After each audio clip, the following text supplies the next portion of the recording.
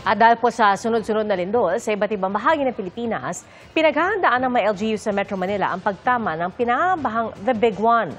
Alamin ang kanilang hakbang sa pagtutok ni Jonathan Andal. Ito ang gumuhong Ruby Tower sa Maynila nang tumama ang magnitude 7.3 na lindol sa Kasiguran, Aurora at naramdaman hanggang Metro Manila noong August 2, 1968. Mahigit 200 ang namatay sa gusali lang na ito. Ito ang dahilan ng pagsasabatas ng National Building Code noong 1972.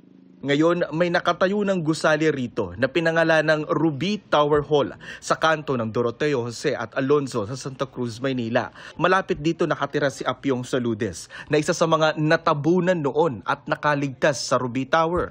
Nilabas ko lang yung kamay ko, mayroong tao dun sa ibabaw. Tapos sabi, may tao dito.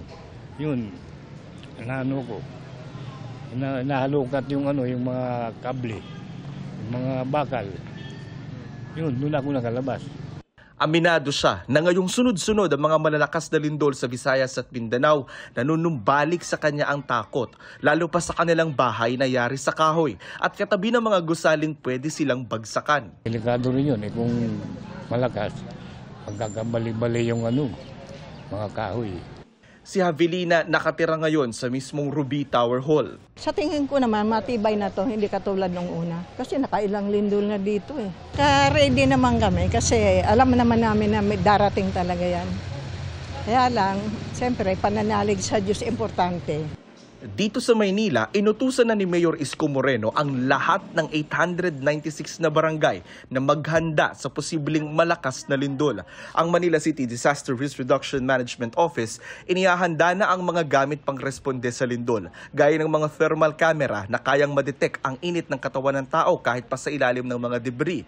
Meron din silang search camera na may mic at speaker sa dulo para makausap ang mga natrap sa mga gumuho. Nagpunta sa Cebu si Metro Manila Council President San Juan Mayor Francis Zamora. Nakita raw niya ang kahalagahan ng paghahanda. Kaya paaalalahanan niya raw ang mga Metro Manila Mayor na magkasamuli ng mga earthquake drill at mag-inspeksyon sa mga infrastruktura sa kanilang lungsod.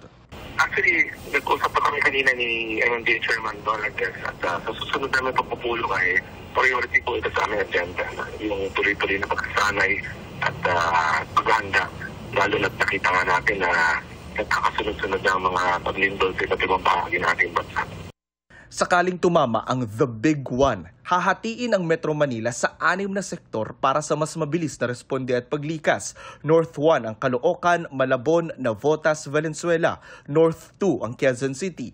East Sector ang Pasig, Marikina. West Sector naman ang Maynila, Mandaluyong, San Juan. South Sector 1 ang Las Piñas, Muntinlupa, Parañaque, Pasay. At South Sector 2 ang Makati, Taguig, Pateros. Huling gumalaw ang West Valley Fault noong 1658, 367 years na ang nakararaan. Para sa GMA Integrated News, Jonathan Andal, nakatutok, 24 oras.